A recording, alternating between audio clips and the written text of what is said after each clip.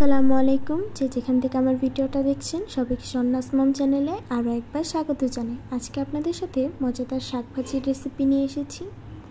শাক দিয়ে অনায়াসে 1 প্লেট ভাত খাওয়া যায়, সাথে যদি থাকে লাউ শাক আর শুকনো মরিচ, তাহলে তো কোনো কথাই নেই।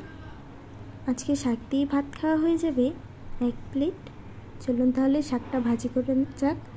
এখানে আমি শাকটা প্রথমে পরিষ্কার করে কেটে ধুয়ে নিয়েছি। এখন লবণ দিয়ে সেদ্ধ করে নেব। 2 মিনিট ঢাকনা দিয়ে ঢেকে শাকটাকে ভাপ দিয়ে নেব। 2 মিনিট পরে আমি ঢাকনাটা খুলে দিয়েছি।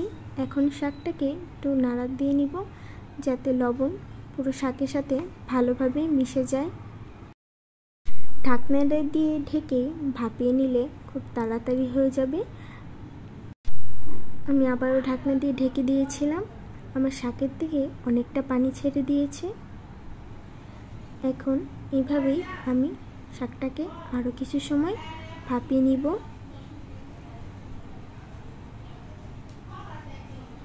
আমার শাকটা ভাপানো হয়ে গেছে, এখন নামিয়ে ফেলব। আমি এইভাবেই রেখে দিব যাতে শাকের থেকে যে পানি, এক্সট্রা পানিটা বের হয়ে যায়। এখন তেল গরম করে নিতে হবে।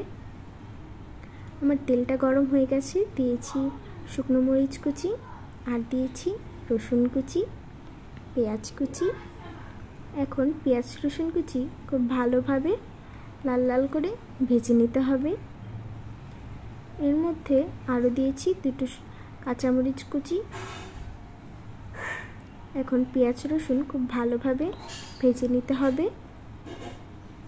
আমার পেঁয়াজ রসুন ভাজা হয়ে গেছে। এর মধ্যে এখন ভাপিয়ে রাখা শাকগুলো দিয়ে দিলাম।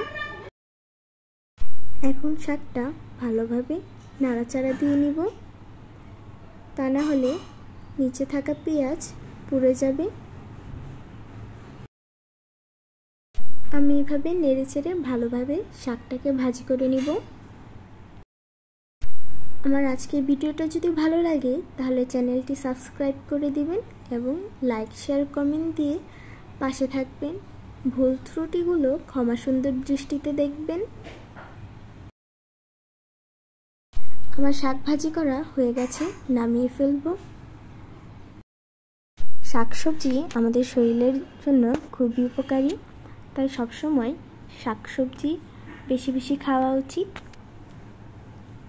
আমার ভিডিওটা যদি শেষ পর্যন্ত দেখে থাকেন তাহলে আপনাদের সবাইকে অনেক ধন্যবাদ।